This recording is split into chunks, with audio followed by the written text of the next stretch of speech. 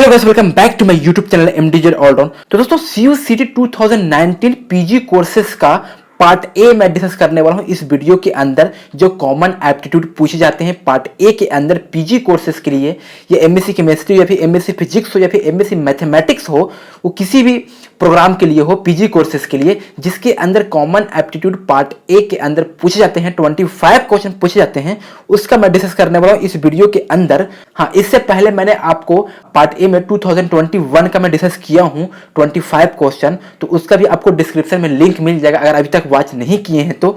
और आपको idiom phrase के लिए मैं आपको बताया हूं कि कौन सी क्वेश्चन आने की पॉसिबिलिटी है इन दिस ईयर 2022 में, तो उसका भी मैं वीडियो ऑलरेडी बना रखा हूं, तो आपको डिस्क्रिप्शन में दोनों का लिंक मिल जाएगा अगर अभी तक वॉच नहीं किए हैं तो इस वीडियो के अंदर आपको CUCT का 2019 का previous year question part A common aptitude का मैं डिस्कस करने वाला हूं इस वीडियो के अंदर। 25 क्वेश्चन मैं इस वीडियो के अंदर ही डिस्कस करूंगा इजी लेवल में, ताकि आपको कंप्लीट हो जाए, ताकि आपको हर एक क्वेश्चन आपको इजी लेवल में आपको कंप्लीट हो जाए, कैसे क्वेश्चन का आपको डील करना है, कैसे क्वेश्चन का आपको अटेम्प्ट करना है, पूरी इजी लेवल में आपको समझ में आ जाएगा। ठीक है, तो प्लीज वीडियो को लास्ट तक वॉच कीजिएगा, आपके फायदे के लिए वीडियो है, आपके हित के लिए वीडियो है। और जो न्यू चैनल विजिट कर रहे हैं प्लीज चैनल को जरूर सब्सक्राइब कीजिएगा, और वीडियो पसंद आए तो प्लीज वीडियो को जरूर लाइक कीजिएगा। ठीक है, तो वीडियो को हम स्टार्ट करते हैं। तो फर्स्ट नंबर क्वेश्चन पूछा गया है कि fill in the blanks the correct idiom and phrase. तो आइडियम फ्रेज आपको ऑप्शन में दे रखा है, आपको बताना है कि इस फिल इन द ब्लैंक्स में कौन सा आइडियम आपको सुटेबल अप्रोप्रिएट होगा। ठीक है, तो क्वेश्चन में ये दे रखा है कि that boy from the town was a fill in the blanks in the sleepy village. तो सबसे पहले आपको इसका हिंदी मालूम कर लेना होगा। अगर आपको हिंदी मालूम आ गया तो आप इजी वे में आपको ऑप्शन चूज कर सकते हैं, इसका आइडियम्स निकाल सकते हैं। इसका हिंदी ये बोला गया है कि that boy from the town was A in the sleepy village. इसका हिंदी ये होता है कि वो शहर का लड़का है जो गांव में आया है, और गांव में आने के बाद वो सोया हुआ है। मतलब कि गांव में आने के बाद वो सोया हुआ है, इसका मतलब ये है कि जो शहर का कोई भी लड़का गांव में आता है तो उसको अनकंफर्टेबल फील होता है, जिसकी वजह से वो कहीं घूम नहीं पाता और हमेशा सोया रहता है। तो इसका मतलब यही होगा कि वहां पर अनकंफर्टेबल फील हो गया है। तो इसका जो आंसर होगा, सी आंसर आपका करेक्ट हो जाएगी, फिश आउट ऑफ वाटर। जैसे कोई मछली जो होता है, मछली हमेशा पानी में रहता है, उसको पानी से अगर बाहर करोगे तो उस मछली को अनकंफर्टेबल फील होगा, जिसकी वजह से वो रह नहीं पाएगा, सही से नहीं रह पाएगा। ठीक है, तो इसका जो मतलब हुआ वो आपको आइडियम सी नंबर से मैच करता है, फिश आउट ऑफ वाटर। तो यहां पर आप देख सकते हैं कि फिश आउट ऑफ वाटर यहां पर आपका आइडियम से, और इसका मतलब यहां पर देख सकते हैं कि when you feel uncomfortable in unfamiliar surrounding, इसके यही आपका आंसर हो जाएगा। फिश आउट ऑफ वाटर का मतलब, और क्वेश्चन में भी यही पूछ रहा था, उसका मतलब भी यही पूछ रहा था। तो फाइनली आपका जो एक आंसर होगा, सी आंसर आपका करेक्ट हो जाएगी। सेकंड नंबर क्वेश्चन पूछा गया है कि choose the most appropriate pair word from the option given below the complete following. इस सेंटेंस में आपको बताना है कि जो ऑप्शन जो है पेयर में, वो कौन सा आपका ऑप्शन है जो आपका सही होने वाली है। तो इसमें पूछा गया है she could not fill in the blanks the thought of fill in the blanks the election to her bitter rival. तो इसका पहले आप हिंदी जानोगे, तो हिंदी अगर आपको मालूम रहेगा तो आंसर इजी वे में कर सकते हो। सी कुड नॉट द थॉट, मतलब कि इसमें हिंदी इसका मतलब होता है, हिंदी जिसको हम अनुवाद करेंगे, इस इलेक्शन को हारना वो सहन नहीं कर सकती है। तो यहाँ पर ये हो गया कि सहन नहीं करना, मतलब कि बियर मींस क्या होता है, सहना। तो बियर जो होगा यहाँ पर आपका ऑप्शन वो बियर होगा, और यहाँ पर लूजिंग होगा। ठीक है, तो सिंपल सी बात है, यहाँ पर बियर और लूजिंग आपका पेयर अप्रोप्रिएट सेंटेंस में फिल होगा। बियर का मतलब होता है कि BEAR का मतलब सहना होता है, और लूजिंग का मतलब LOSING का मतलब क्या होता है, हारना होता है। और LOOSING का मतलब जो होता है वो जो आपका होता है वो खोना होता है, और BAIR का मतलब होता है वो आखिरकार होता है। यहाँ पर BAIR तो फिल नहीं होगा, बट BEAR फिल होगा। तो मतलब BAR मतलब सहना होता है, और लूजिंग लूजिंग मतलब हारना होता है। तो 2 का जो आंसर आपका होगा वो सी आंसर आपका करेक्ट हो जाएगी, बियर और लूजिंग। थर्ड नंबर क्वेश्चन की बात कर, थर्ड नंबर क्वेश्चन में पूछा गया है कि एडवाइस इज। तो एडवाइस क्या है, एडवाइस ADVICE, एडवाइस क्या है, एक वर्ब है, नॉन है, एडजेक्टिव है। तो ये सबसे इंपॉर्टेंट है, बहुत सारे एग्जाम में क्वेश्चन पूछे जाते हैं, CUCT में पूछे जाते हैं कि एडवाइस क्या है। तो मैं आपको सोल्यूशन लेकर चलता हूँ, तो यहाँ पर केयरफुली समझिएगा कि एडवाइस क्या होता है और ये एडवाइस का मतलब क्या होता है। तो ADVICE मतलब आपको क्वेश्चन पूछ रखा था, और ये आपको एडवाइस दे रखा है कि फर्दर एग्जामिनेशन के लिए पूछ सके। तो ADVICE, तो ये एडवाइस नाउन होता है या वर्ब होता है, या फिर ये एडवाइस नाउन होता है या वर्ब होता है। ठीक है, तो यहाँ पर आप देख सकते हैं डेफिनेशन कि एडवाइस का मतलब कि ADVICE के मतलब कि एडवाइस इज नॉन। यहाँ पर देख सकते हैं ADVICE जो होता है उसका जो होता है वो नॉन होता है। इसका मतलब जो होता है कि सजेशन कि how you should act in a certain situation. तो ये सजेशन होता है, ये एडवाइस का मतलब होता है किसी को सजेशन देना, और इसको हम ये भी बोलते हैं कि किसी सर्टेन सिचुएशन में कैसे आपको सजेशन देना चाहिए। ठीक है, अब इसका मतलब जान जाइए कि ADVISE का मतलब क्या होता है। तो ये एडवाइस जो होता है वो आपको वर्ब होता है। इसका मतलब जो होता है रिकमेंड करना, रिकमेंड करना to give someone information about something, to give a suggestion. ये भी एक सजेशन है, बट यहाँ पर एक रिकमेंड करना, किसी चीज़ को हम रिकमेंड करते हैं कि आप इस चीज़ को फॉलो करो, ये आपके लिए फायदे की चीज़ है, या किसी चीज़ को हम इन्फॉर्मेशन देते हैं, किसी भी समवन को इन्फॉर्मेशन देते हैं कि आप इस चीज़ को फॉलो करो, ये आपके लिए बेस्ट है। तो यहाँ पर जो होता है ये एडवाइस होता है, ADVISE होता है। और किसी को हम सजेशन देते हैं तो एडवाइस होता है, ADVICE होता है। तो बस यही फर्क होता है। ठीक है, तो यहाँ पर आप देख सकते हैं तो ADVICE जो होता है वो नॉन होता है आपको, और जो आपको ADVISE जो होता है वो आपको वर्ब होता है। तो इसको हमेशा याद रखिएगा, एग्जामिनेशन में पूछे जाते हैं। तो थर्ड नंबर क्वेश्चन का जो आंसर होगा आपका बी आंसर आपका करेक्ट हो जाएगी, नॉन। ADVICE का मतलब होता है क्या होगा, नॉन होगा। फोर्थ नंबर क्वेश्चन में पूछा गया है कि choose the most appropriate phrase from the options given below the complete following the sentence. तो इसमें भी आपको ऑप्शन चूज करना है। ठीक है, फ्रेज में तो क्वेश्चन पूछा गया, यहाँ पर क्वेश्चन क्या दे रखा है, the aircraft fill in the blanks take off as soon as its flight plant was filled. तो इसके जो आंसर होगा आपका सी आंसर आपका करेक्ट हो जाएगी, वाज अलाउड। ठीक है, ये क्वेश्चन हमेशा पूछे जाते हैं, तो आपका मालूम होना चाहिए कि इसका जो आंसर होगा वो आपका सी आंसर आपका करेक्ट हो जाएगी, was allowed. Fifth number question पूछा गया था, फिफ्थ नंबर जो है वो आपको बताना है कि सैनोनिम बताना है किसका, सिमुलेट का सैनोनिम बताना है। तो सैनोनिम मैंने आपको बताया था पहले भी, सैनोनिम जो होता है वो सब सिमिलरिटी होता है, कि सिमुलेट का सिमिलरिटी आपको बताना है।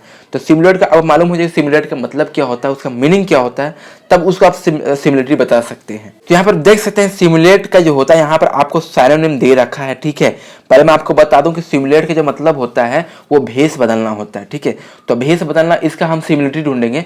तो भेष बदलना हो गया मतलब उसका सिमिलरिटी जो होगा कॉपी करना हो गया, प्रिटेंड करना हो गया, फेक हो गया, अफेक्ट हो गया। तो यहाँ पर आप इस चीज को आप अच्छे से देख सकते हैं, सिमुलेट का जो होता है आपको फेन हो गया, इमिटेट हो गया, साम हो गया, एज्यूम हो गया। एज्यूम भी तो एक फेक हो गया ना, सोचना फेक हो गया। तो यही आपका हो गया सिमुलेट का मतलब होता है भेष बदलना। तो यहाँ पर कॉपी भी कर सकते हैं, कॉपी करना भी हो गया, तो यहाँ पर फेक भी हो गया, प्रिटेंड भी हो गया।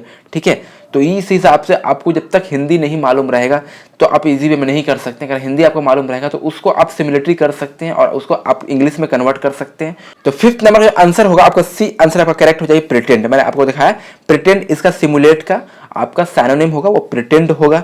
सिक्स नंबर क्वेश्चन की बात हो तो सिक्स नंबर क्वेश्चन पूछा गया है कि इसमें भी सैनोनिम पूछा गया है किसका, पेनेक्के का। पेनेक्के का सैनोनिम क्या होता है, पहले मैं आपको बता दूं। तो पेनेक्के का मतलब होता है क्या, पेनेक्के का मतलब होता है रामबाण।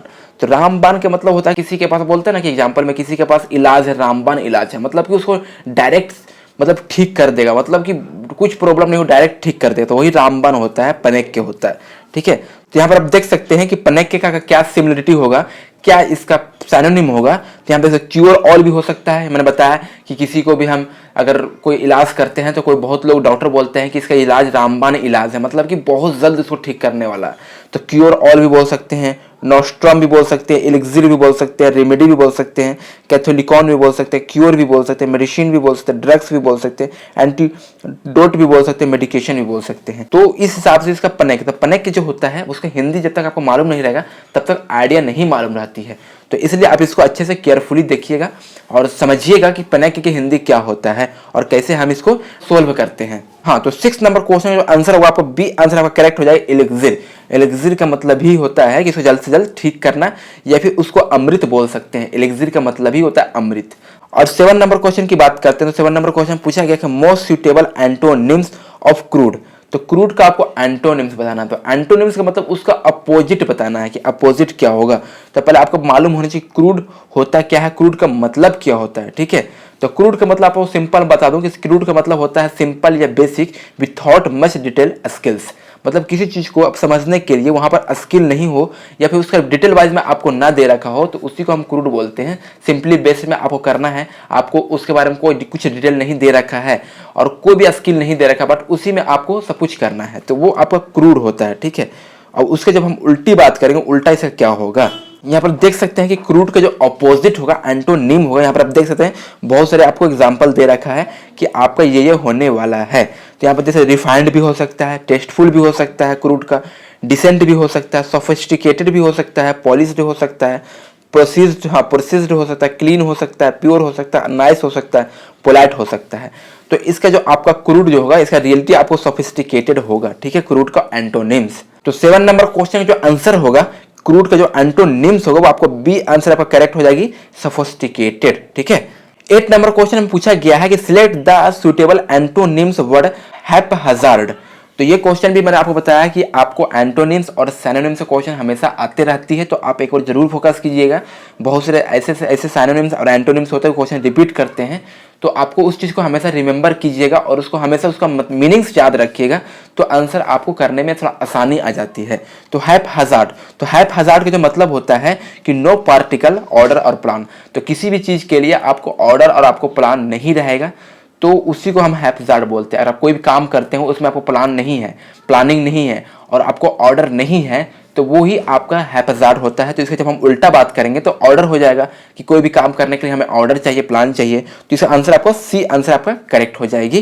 तो यहाँ पर देख सकते हैं कि हैपहजार्ड का यहाँ पर देख सकते हैं डिफिनेशन भी आपको वही है कि by chance, not planned, lacking order. मतलब कि कोई चांस नहीं है, कोई प्लानिंग नहीं है और लैकिंग का ऑर्डर है, वहां पर ऑर्डर नहीं है। तो उसका जो हम बात करेंगे उल्टा, तो यहाँ पर आप देख सकते हैं इसका एंटोनिम्स होगा डिलिब्रेट, प्रपोजफुल, ऑर्डरली एंड मेटिकुलस। ये इसका आपका एंटोनिम्स होगा। और यहाँ पर देख सकते हैं कि हैपहजार्ड का सिनोनिम भी दे रखा है, तो सिनोनिम भी याद रखिएगा कि क्वेश्चन पूछ सकते हैं। अभी एंटोनिम्स पूछा हो सकता है, सिनोनिम भी पूछ दे। रैंडम होता है सिनोनिम, एक्सीडेंटल होता है एंड स्लैप डैश भी होता है। तो इस चीज को याद रखिएगा, हमेशा क्वेश्चन पूछे जाते हैं। तो 8 का जो आंसर होगा सी आंसर आपका करेक्ट हो जाएगी, ऑर्डरली। हैपहजार्ड का एंटोनिम्स जो होगा वो आपको ऑर्डरली हो जाएगा, ठीक है, सी आंसर आपका करेक्ट हो जाएगी। तो 9 नंबर क्वेश्चन पूछा गया है कि select the pair which show the same relationship. तो ये हमेशा क्वेश्चन पूछे जाते हैं, रिलेशनशिप से भी क्वेश्चन जो होते आते रहते हैं, ठीक है। पॉलीमर जो है वो आपका सेल का रिलेशनशिप है, तो आपका इस ऑप्शन में कौन सा रिलेशनशिप होगा? पॉलीमर जो होता है वो जो कॉम्बिनेशन होता है, वो जो लिंक होता है वो सेल से ही लिंकेज होता है। तो उसी हिसाब से आपका जो सी होगा वो चेन जो होता है वो लिंक से लिंकेज होता है। तो इसके जो 9 का आपका सी आंसर आपका करेक्ट हो जाएगी। 10 नंबर क्वेश्चन पूछा गया है choose the most appropriate preposition to complete the sentence. आपको बताने से प्रीपोजिशन कौन सा यूज करने वाले हैं, और क्वेश्चन दे रखा है he is traitor fill in the blanks the country. तो आपका 4 होगा प्रीपोजिशन, 2 होगा या इन होगा या ऑफ होगा। तो पहले इसको हिंदी हम बता दूं, तो he is a traitor to the country, इसका प्रीपोजिशन परफेक्ट होता है और इसका हिंदी यही होता है कि वह देश का गद्दार है। तो यहाँ पर 2 आपका ऑप्शन करेक्ट हो जाएगा। 4 नहीं होगा, ऑफ भी नहीं होगा, इन तो कभी नहीं होगा, इन और ऑफ कभी नहीं होगा, पर यहाँ पर 2 होता है, आपने कभी भी पढ़ा होगा। तो यहाँ पर सिंपली है, बहुत ईजी क्वेश्चन है कि he is traitor to the country होता है। तो 10 का आपका बी आंसर आपका करेक्ट हो जाएगी।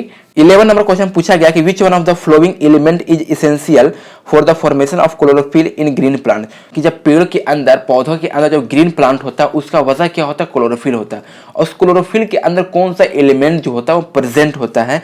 तो 2 एलिमेंट प्रेजेंट होता है, एक मैग्नीशियम और एक आयरन आपका प्रेजेंट होता है, जिसमें आपको मैग्नीशियम जो होता है वो काफी ज्यादा मात्रा में होती है।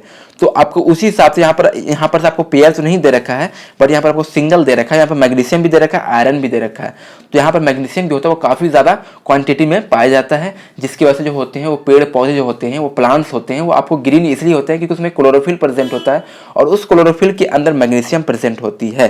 तो 11 का आपको सी आंसर आपका करेक्ट हो जाएगी। 12 नंबर क्वेश्चन पूछा गया है कि which one of the following is true fish as per biological system of a classification. तो इससे आंसर आपका डी आंसर आपका करेक्ट हो जाएगी। फ्लाइंग फिश जो होता है वो आपको बायोलॉजिकल सिस्टम से ट्रू फिश होता है, ठीक है। तो 12 का आपका डी आंसर आपका करेक्ट हो जाएगी, फ्लाइंग फिश। 13 नंबर क्वेश्चन पूछा गया है कि bright light is found to emit from photographer is flash gun. The brightness is due to the presence of which one of the following noble gas. जैसे आप इसमें question पूछा गया, question बहुत अच्छा क्वेश्चन है, बहुत बेसिक क्वेश्चन है, साइंस का ही क्वेश्चन है। जैसे आप कहीं देखते हैं कि फोटोग्राफर जब पहुंचता है किसी भी सेलिब्रिटी को फोटो खींचने के लिए, फोटो कैप्चर करने के लिए, तो वहां पर जो वाइट जो इमिट होता है, वाइट जो लाइट इमिट होता है, उस लाइट जो होता है काफी तेजी से इमिट होता है, काफी तेजी से आपको देखने को मिलती है। तो वो जो किसकी वजह से इतनी तेजी से लाइट इमिट होती होता है, वो भी बहुत जल्द, काफ़ी टाइम तक नहीं होता इमिट, वो तुरंत इमिट होता है, वो खत्म हो जाती है। उसका वजह क्या होता है, उसके अंदर कौन सी गैस, नोबल गैस प्रेजेंट होती है, मैं आपको बताता हूँ कैसे इमिट होता है। जिसे आप देख सकते हैं, इस लड़की को आप देख सकते हैं कि इसमें फोटो क्लिक करिए, फोटो आप कैप्चर करिए किसी को, यहाँ पर जो आपको लाइट जो हो रहा है, इमिट हो रहा है, ये जो लाइट होता है वो काफी तेजी से इमिट होता है, वो भी कम टाइम के लिए इमिट होता है, वायर जैसे इमिट होता है वो। तो ये बहुत बड़ी इसके अंदर नोबल गैस प्रेजेंट होती है, जिसकी वजह से ये इमिट होता है। और ये नोबल गैस जिसके अंदर जो प्रेजेंट होती है वो आपको जेनन नोबल गैस जो होती है वो प्रेजेंट होती है। तो 13 का जो आंसर होगा आपका बी आंसर आपका करेक्ट हो जाएगी, जेनन। जेनन ही उसके अंदर प्रेजेंट होता है, वो फ्लैश गन के अंदर जो जेनन ही एलिमेंट जो होता है वो प्रेजेंट होता है। 14 नंबर क्वेश्चन पूछा गया है कि which of the following national park for indicated are declare as world heritage by UNESCO. इस क्वेश्चन में पूछा गया है कि कौन सा नेशनल पार्क है इंडिया का जो डिक्लेयर किया गया है वर्ल्ड हेरिटेज बाय यूनेस्को के द्वारा डिक्लेयर किया गया। तो मैं आपको बता दूं कि 3 ऐसे नेशनल पार्क हैं जो आपको वर्ल्ड हेरिटेज किया गया है यूनेस्को के द्वारा, ठीक है। तो यहाँ पर आप देख सकते हैं, यहाँ पर मेंशन कर रखा है कि all national park mention above are UNESCO world heritage sites expect Ranthambore national park. मतलब रणथाम्बोर नेशनल पार्क को छोड़ करके सभी इसमें जो दे रखा है, जो भी आपका जो नेशनल पार्क है यूनेस्को के द्वारा, वो आपका क्या है, वो यूनेस्को के द्वारा वर्ल्ड हेरिटेज बताया गया। जैसे हम यहाँ पर देख सकते हैं कि कोयलाडो जो है आपको नेशनल पार्क आपको यूनेस्को के द्वारा ही है, 1985 में इसको डिक्लेयर किया गया था। सुंदरबंस नेशनल पार्क जो है वो आपको 1987 में डिक्लेयर किया गया था यूनेस्को के द्वारा। और यहाँ पर देख सकते हैं काजीरंगा जो नेशनल पार्क है वो आपको 1985 में डिक्लेयर किया गया था। और मैं आपको बता दूं कि जो कोयलाडो है, कोयलाडो नेशनल पार्क जो वो कहाँ आपको सिचुएटेड है, वो आपको राजस्थान के अंदर आपको सिचुएटेड है कोयलाडो नेशनल पार्क, ठीक है। कभी कभी क्वेश्चन पूछ सकता है कि कोयलाडो नेशनल पार्क किस एरिया में सिचुएटेड है इंडिया के अंदर, तो राजस्थान के अंदर आपको कोयलाडो नेशनल पार्क सिचुएटेड है। और सुंदरबंस नेशनल पार्क जो आपको सिचुएटेड है वो आपको वेस्ट बंगाल में आपका सिचुएटेड है। और काजीरंगा जो नेशनल पार्क है वो आपको असम के अंदर सिचुएटेड है, आपको 1985 में इसको डिक्लेयर किया गया था बाय यूनेस्को के द्वारा, ठीक है। तो इस चीज को हमेशा याद रखिएगा, क्वेश्चन में पूछ सकते हैं। तो मैं आपको बता दें कोयलाडो नेशनल पार्क जो है वो आपको कहाँ सिचुएटेड है, राजस्थान के अंदर है। और आपको सुंदरबंस नेशनल पार्क जो सिचुएटेड है वो आपको वेस्ट बंगाल के अंदर है। और काजीरंगा जो नेशनल पार्क सिचुएटेड है वो आपको असम में सिचुएटेड है। तो 14 का जो आंसर की में दे रखा था वो आपको बी आंसर की में दे रखा था खाली। हाँ, ये रणथाम्बोर जो है वो आपको नेशनल पार्क यूनेस्को के द्वारा नहीं है, बाकी ए और बी और सी तीनों जो है वो आपको नेशनल पार्क है, वर्ल्ड हेरिटेज है इंडिया का और यूनेस्को के द्वारा दिया गया है।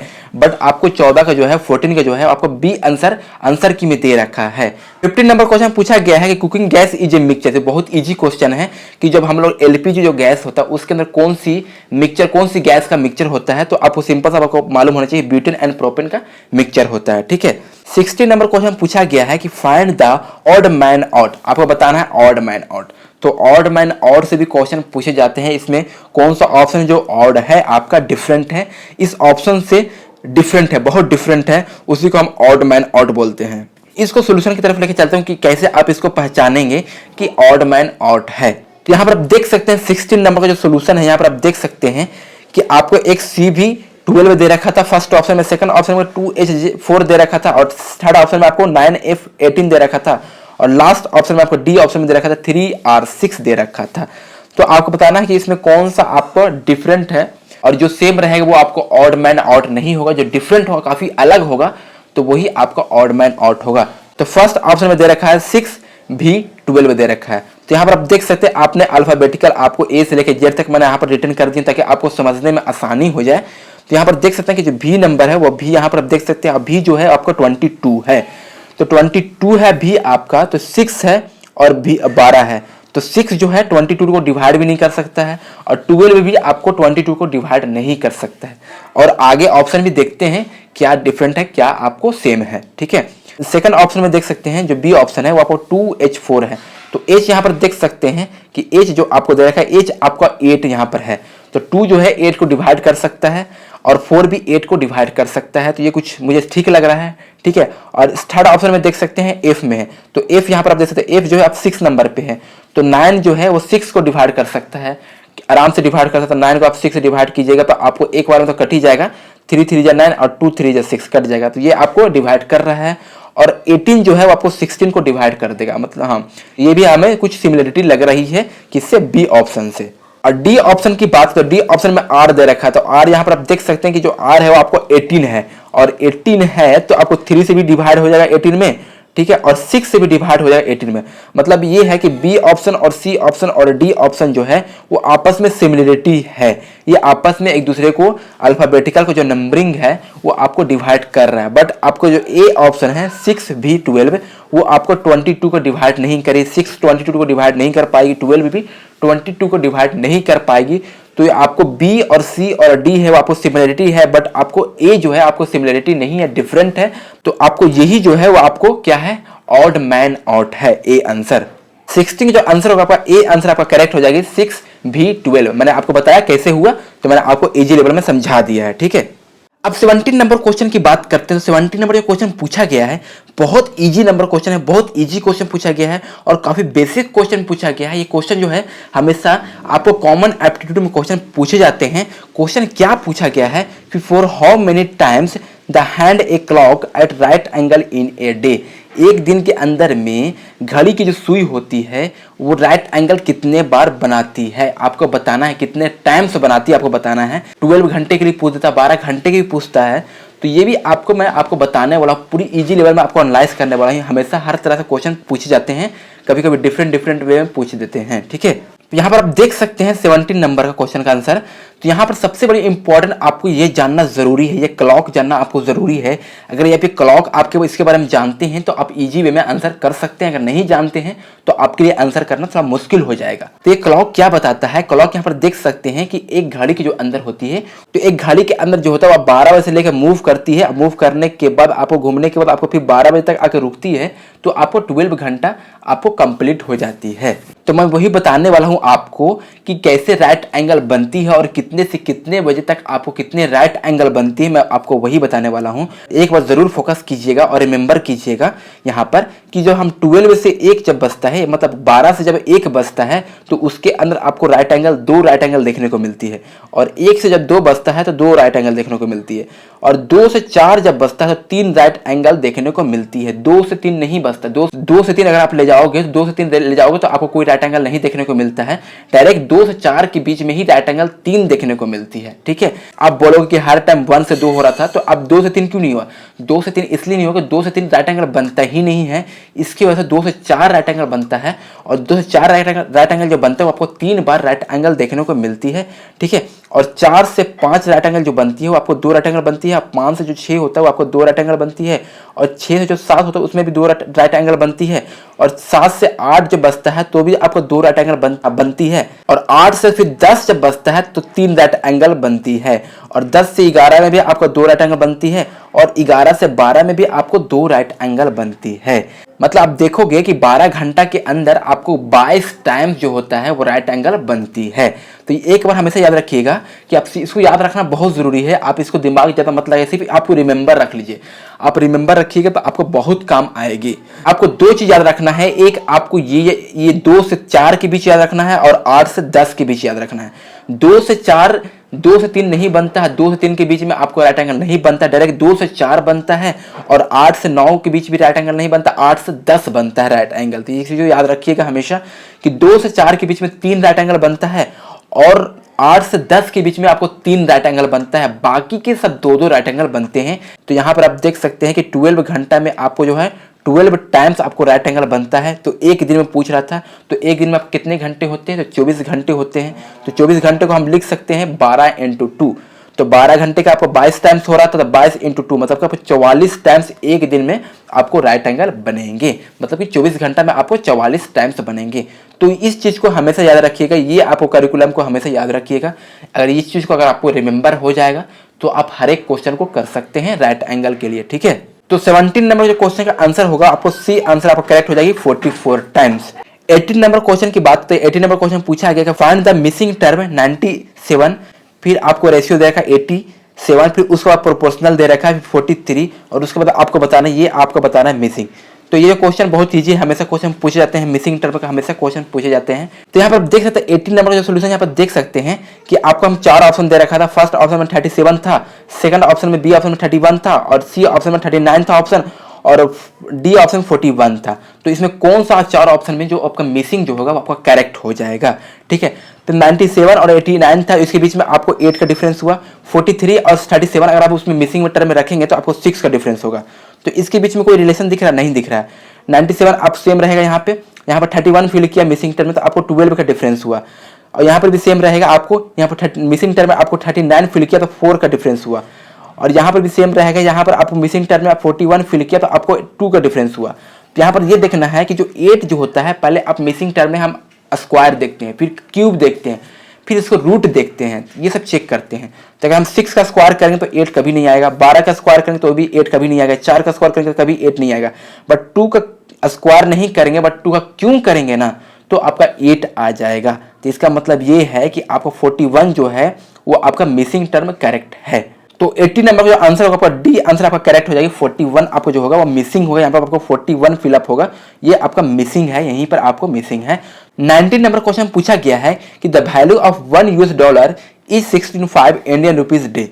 मतलब इसमें बता रहा है कि $1 का जो वैल्यू है इंडियन रुपीज में अभी के टाइम में वो आपको 65 इंडियन डॉलर माना गया है। आपको सपोज करने के लिए बोला है कि $1 जो है वो आपको 65 रुपीज इंडियन रुपीज है, ठीक है। तो कंपेयर करना है आपको टू 60 लास्ट ईयर, मतलब कि पिछले 60 साल पहले कंपेयर करना है कि उस टाइम आपको इंडियन रुपीज कितना होगा, ठीक है, आपके पास। तो यहाँ पर आपको इतना पीछे टाइम 60 साल पहले जाकर के आपको कंपेयर करने के लिए यहाँ पर जो वैल्यू होगा बहुत आपका कम हो जाएगा, बहुत आपका लेस वैल्यूएबल हो जाएगा। तो ही आपका जो पूछा है कि आपका डिप्रेस होगा या अप्रिसिएटेड होगा या स्टेबलाइज होगा या फिर डिप्रिसिएटेड हो जाएगा। हाँ, मेरे अकॉर्डिंग आपका बी आंसर आपका करेक्ट हो जाएगा, डिप्रिसिएटेड। डिप्रिसिएटेड का मतलब ही होता है to become to less valuable over a period time. तो ओवर ए पीरियड टाइम के समय में आपका जो वैल्यू होगा आपको लेस हो जाता है। तो इसका 90 का आपका बी आंसर आपका करेक्ट हो जाएगी। 20 नंबर क्वेश्चन पूछा गया है कि 25% मतलब 25% आर ए इन रूम। तो ये क्वेश्चन आपका रीजनिंग टाइप का ही है। तो या इसको देखिएगा, बहुत इजी है, बहुत इजी होता है, आप पढ़िएगा तो बहुत इजी लगेगा। आप इसको क्वेश्चन को अच्छे से रीड कीजिएगा। तो 25% आर इन ए रूम, मतलब एक रूम में 25% है, ठीक है, जिसमें 15 of them play hockey, 17 of them play football and 10 of them play both hockey and football. मतलब कि जो 15 प्लेयर है जो हॉकी खेलता है, 17 जो है वो आपको फुटबॉल खेलता है, और जो 10 प्लेयर जो है वो आपको दोनों खेलता है, हॉकी भी खेलता है फुटबॉल भी खेलता है। हाँ, आपको बताना है कि then the number of person playing neither hockey nor football. आपको वो नंबर बताना है, उस प्लेयर का नंबर बताना है कि जो हॉकी नहीं खेलता और फुटबॉल भी नहीं खेलता है। तो ये क्वेश्चन बहुत ईजी है। तो आपको सोल्यूशन की तरफ लेके चलता हूं, बहुत इजी क्वेश्चन है। तो यहाँ पर आप देख सकते हैं कि हॉकी जो खेलने वाले प्लेयर थे वो 15 प्लेयर थे, और फुटबॉल जो खेलने वाले प्लेयर थे वो आपको 17 थे, और जो दोनों खेलते थे मतलब कि फुटबॉल हॉकी दोनों खेलने वाले प्लेयर थे वो आपको 10 थे।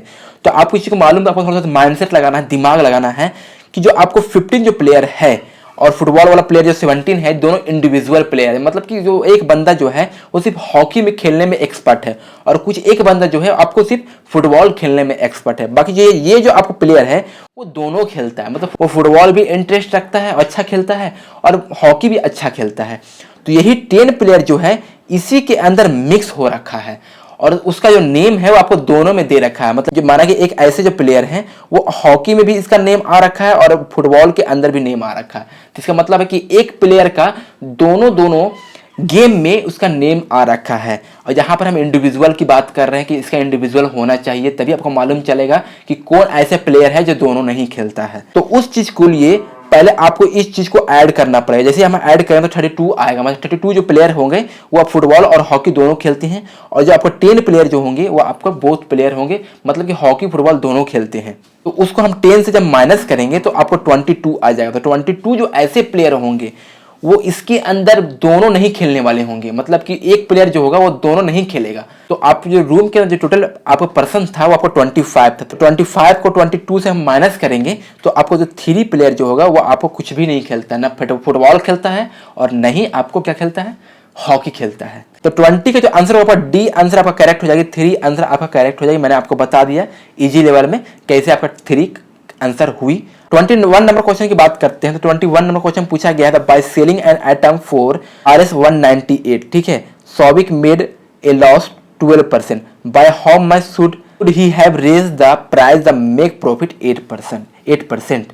तो यहाँ पर जो क्वेश्चन पूछा गया, क्वेश्चन काफी अच्छा है। ये selling price and cost price का क्वेश्चन पूछा गया है कि एक आइटम को 98 रुपये में सेलिंग करा जिसमें आपको सौबिक को 12% का लॉस होता है, ये हमें कितने पर बेचना चाहिए जिसमें 8% का हमें प्रॉफिट हो। ठीक है, तो ये क्वेश्चन पूछा। तो ये क्वेश्चन बहुत इजी है, थोड़ा बहुत भी आपको उससे cost price and selling price के बारे में मालूम है तो आप आंसर कर सकते हैं। तो यहाँ पर आप देख सकते हैं क्वेश्चन का जो आंसर यहाँ पर देख सकते हैं, जो सेलिंग प्राइस, पहले आपको फॉर्मूला याद रखना होगा कि जो सेलिंग प्राइस का जो फॉर्मूला होता है, हाँ, 100 माइनस या plus loss profit upon 100 into CP होता है। ठीक है, तो सेलिंग प्राइस का यही फॉर्मूला होता है, 100 माइनस या फिर प्लस प्रॉफिट हो या फिर लॉस हो अपॉन 100 इंटू सीपी होता है। तो अब क्वेश्चन में आपको सेलिंग प्राइस दे रखा था, तो हमें पहले आपको कॉस्ट प्राइस मालूम करना होगा। कॉस्ट प्राइस अगर खरीदा कितना में था, तो खरीदा अगर मालूम चल जाए खरीदा कितना मतलब आपको आंसर इजी वे में मालूम चल जाएगा। कॉस्ट प्राइस का जो आपको फॉर्मूला होता है वो SP into 100 upon 100 minus loss percent, जितना लॉस हुआ। ठीक है, तो कॉस्ट प्राइस यहाँ पर देख सकते हैं, आपको सेलिंग प्राइस कितना था 198 था, 100 अपॉन 100 माइनस कितने परसेंट का लॉस हुआ था, 12% का लॉस हुआ था। तो आप उसको कैलकुलेट कीजिए, आपको 225 आपको देखने को मिलेगा। उसके बाद आप यहाँ पर एसपी निकाल सकते हैं, क्योंकि यहाँ पर आपको एससीपी आ गया तो एसपी इजी वे में निकाल सकते हैं। मैंने बताया एसपी निकालने का फॉर्मूला यही होता है कि 100 प्लस या माइनस प्रॉफिट या लॉस अपॉन 100 इंटू सीपी। तो इसी फॉर्मूला पर आपको पुट कर देना है। ठीक है, सेम फॉर्मूला पर पुट कर देना है। तो यहाँ पर प्रॉफिट हो रहा है, यहाँ पर प्लस होगा, 100 प्लस 8% का प्रॉफिट हो रहा था, प्लस 8 होगा अपन 100 और इंटू आपको सीपी कितना है 2025 आ गया। तो बस पुट कर देना है, आपको 243 आ गया। अगर आप 8% में बेचोगे ना तो आपका सेलिंग प्राइस आपको 243 आएगा। तो ठीक है, तो आपने बेचा कितने में था, आपको 198 में बेचा था, जिसकी वजह से आपको 12% का लॉस हुआ। तब हम उसको माइनस करेंगे, जो आपने 8% पे बढ़ा करके बेचा, जो आपने न्यू सेलिंग प्राइस जो बेचा था वो आपको 243 था, वो 8% पर प्रॉफिट पे, और जो आपने पहले जो बेचा था वो आपको 198 पे बेचा था, तो उसी को आपको माइनस कर दो तो आपको 45 आपको देखने को मिल जाएगा, मतलब 45 आपको देखने को मिल जाएगी। तो 21 का जो आंसर होगा आपका डी आंसर आपका करेक्ट हो जाएगी, 45 आंसर आपका करेक्ट हो जाएगी। अब 22 नंबर क्वेश्चन पूछा गया है, ये आपका रिलेशन से क्वेश्चन पूछा गया है। A person who is the husband of my son sister is my. ये एक रिलेशन से क्वेश्चन पूछा गया। क्वेश्चन बहुत ईजी है, आप इसको पर हिंदी में समझिएगा कि a person who is the husband of my son sister is my. तो इसकी हिंदी जो होने वाली है, वो एक व्यक्ति जो मेरे बेटे की बहन का पति है वो कौन है। मेरे बेटे का एक व्यक्ति है जिसका बेटा की बहन, तो बेटा की बहन क्या हो गया, बेटा की बहन जो हो गया वो भी तो आपका बेटी ही हो गया ना, और बेटी के जो पति हो क्या हो गया, दामाद हो गया। तो दामाद का मतलब सन इन लॉ होता है। ठीक है, तो 22 का जो आंसर आपका बी आंसर आपका करेक्ट हो जाएगी। इसका आंसर बहुत इजी क्वेश्चन है, तो आप इसको हिंदी में थोड़ा कन्वर्ट कर लोगे ना तो समझना थोड़ा आसान होता है, आप आंसर जल्द में कर दोगे। इंग्लिश में थोड़ा प्रॉब्लम हो जाती है। ठीक है, 23 नंबर क्वेश्चन पूछा गया है, Ram and Ramesh appear in an interview of 2 vacancy. तो राम और रमेश जो वो अपीयर किया था 2 वैकेंसी के लिए इंटरव्यू के अंदर इन द सेम डिपार्टमेंट में। ठीक है, the probability the Ram selection 1/6, मतलब राम को सिलेक्शन करने की जो प्रोबेबिलिटी है वो 1/6 है, और रमेश को सिलेक्शन करने की प्रोबेबिलिटी जो है 1/8 है। तो what is the probability that one of the them will be selected. तो इसमें बताना ये है कि कौन सा है जो आपको ज्यादा मतलब सिलेक्ट होने की चांसेस है। तो ये क्वेश्चन जो है आपका 10th का क्वेश्चन है, आपने 10th में प्रोबेबिलिटी पढ़ा होगा, तो उसी से आपका क्वेश्चन है ये, और बहुत इजी क्वेश्चन है। आपका राम का प्रोबेबिलिटी का दे रखा है और रमेश का दे रखा है, बस आपको प्रोबेबिलिटी निकालना है। ठीक है, यहाँ पर आप देख सकते हैं सोल्यूशन मैं लेकर आया हूँ, यहाँ पर आप देख सकते हैं सोल्यूशन आप देख सकते हैं कि let A B selected Ram को मैंने ए माना और रमेश को मैंने बी माना, ताकि आपको क्वेश्चन इजी वे में समझ में आ जाए। तो प्रोबेबिलिटी यहाँ पर देख सकते हैं, प्रोबेबिलिटी ऑफ राम, तो P A is equal to 1/6 आपका क्या दे रखा था, और पी और ए डैश जो होता है उसका प्रोबेबिलिटी निकाले हैं। तो आपका राम को जो प्रोबेबिलिटी दे रखा था सिलेक्टेड का 1/6 दे रखा था, और पी ए डैश मतलब कि आपको प्रोबेबिलिटी निकालना है। तो जब हम प्रोबेबिलिटी निकालते हैं तो 1 में से माइनस करते हैं, तो 1 में से आपका माइनस किया तो आपको 5/6 आ गया पी ए डैश। ठीक है, अब रमेश का निकालें, तो रमेश का प्रोबेबिलिटी आपको दे रखा क्वेश्चन में दे रखा था 1/8। अब इसका पी डैश निकालेंगे मतलब प्रोबेबिलिटी निकालेंगे तो 1 में से माइनस करेंगे तो 7/8 आएगा। अब यहीं पर आपको क्वेश्चन से यही क्वेश्चन आपको दे रखा था और यहीं पर आपको आंसर निकल के आ जाएगी।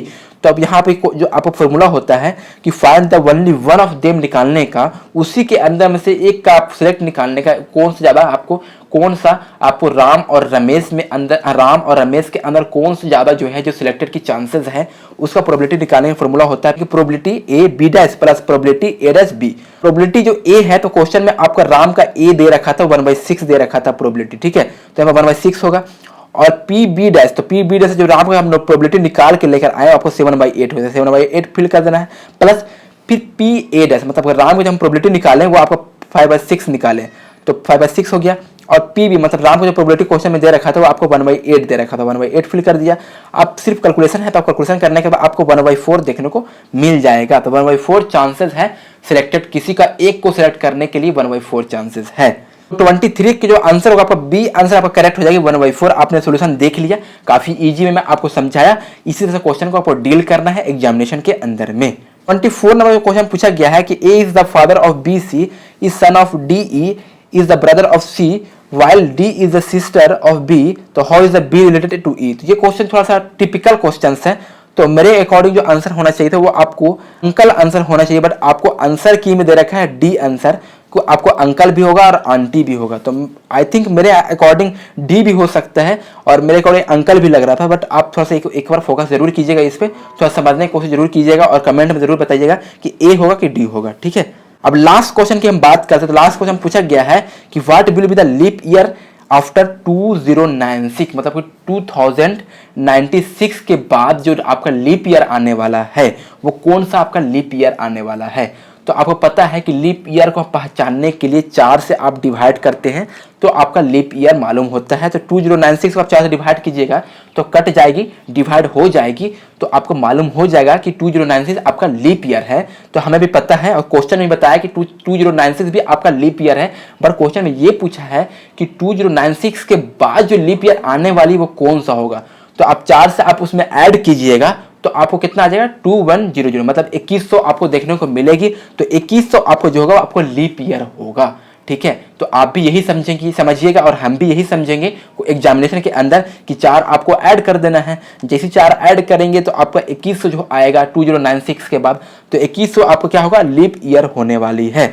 तो बट ये ऐसा नहीं होता है, अगर आप ऐसा सोचते हैं तो ये गलत है। मैं आपको एक कॉन्सेप्ट बताता हूँ इजी लेवल में कि जैसी आप ये चीज सही है, ये चीज आप मैंने बताया जो 2100 होगा लीप ईयर, ये चीज सही है, जैसे सही होने वाला है ये चीज सही होगा, बट यहाँ पर एक कॉन्सेप्ट आ जाती है। तो कॉन्सेप्ट जो आ जाती है यही कॉन्सेप्ट के वजह से ये आंसर आपका 2100 गलत हो जाता है। ये कॉन्सेप्ट क्या है कि जैसे आपको लीप ईयर में सेंचुरी दिखेगा, जैसे मैं आपको 2100 क्या है, 2100 का सेंचुरी है, 2100, 2200, 3200, 3300 ये सब क्या है आपको सेंचुरी है। जो 100 आ जाता है ना वो आपका सेंचुरी है। तो जहां आपको सेंचुरी दिखेगा वो आपको 400 से आपको डिवाइड करना पड़ता है, तभी आपको मालूम चलेगा कि आपको वो लीप ईयर है। 400 से डिवाइड हो जाता है सेंचुरी में, तब आपको लीप ईयर माना जाएगा। तो 2100 को आप 400 से डिवाइड कीजिए तो कभी भी डिवाइड नहीं होगा। 4 से डिवाइड कीजिएगा 2100 को तो आपको तो हो ही जाएगा, बट मैं आपको बता दीजिए कि जब भी सेंचुरी आ जाएगा लीप ईयर में तो 4 से डिवाइड मत कीजिएगा, ये गलत हो जाएगा। हमेशा 400 से डिवाइड कीजिएगा सेंचुरी के अंदर। जैसे सेंचुरी नहीं रहेगा सेंचुरी के बीच का कोई डिजिट रहेगा तो सिर्फ 4 से ही डिवाइड कीजिएगा। जैसे हम नॉर्मल यूज करते आते हैं वैसे ही आपको यूज करना है। सिर्फ सेंचुरी में आपको ध्यान रखना है कि आपको 400 से डिवाइड करना है, तभी आपको मालूम चलेगा। अगर डिवाइड हो जाती है, फुल्ली एंड फाइनल डिवाइड हो जाती है तो ही आपको वो लीप ईयर होगा।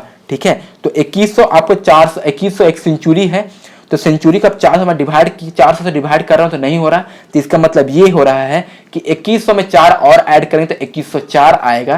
तो 2104 एक सेंचुरी नहीं है तो उसको हम 4 से डिवाइड करेंगे। जैसे 4 से डिवाइड करने का आपको डिवाइड हो जाता है तो आपका आंसर आपका सी आंसर आपका करेक्ट हो जाएगी 2104। 2100 नहीं होगा क्योंकि रीजन मैंने आपको बता दिया। 25 का सी आंसर आपका करेक्ट हो जाएगी 2104। ठीक है, तो आई होप इस वीडियो से कॉमन एप्टीट्यूड का क्वेश्चन आपको इजी लेवल में समझ में आ गया होगा। मैंने बहुत इजी लेवल में समझाया आपको कॉमन एप्टीट्यूड का 25 क्वेश्चन। ये क्वेश्चन सभी स्टूडेंट का फायदा रहने वाली है। जरूरी नहीं कि पीजी स्टूडेंट के लिए, यूजी स्टूडेंट भी वाच कर सकते हैं, कोई प्रॉब्लम नहीं है, क्योंकि उसके अंदर भी आपको कॉमन एप्टीट्यूड क्वेश्चन देखने को मिलती है। तो ये भी आपको बहुत ज़्यादा सपोर्टिव मिलेगा इस वीडियो से।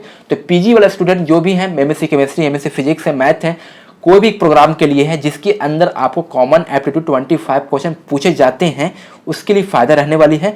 तो प्लीज़ इसको अच्छे से वॉच कीजिएगा, लास्ट तक वॉच कीजिएगा। फ़ायदे की है, आपकी फ़ायदे के लिए वीडियो है। तो लंबी है बट कोई बात नहीं, बट आपके फ़ायदे के लिए वीडियो है। ठीक है, आई होप इस वीडियो से काफ़ी ज़्यादा समझ में आ गई होगी, बहुत ज़्यादा हेल्पफुल लगी होगी। तो प्लीज़ वीडियो को जरूर लाइक कीजिएगा। तो अभी के लिए इतना ही, मिलते हैं नेक्स्ट वीडियो में, तब तक के लिए थैंक्स।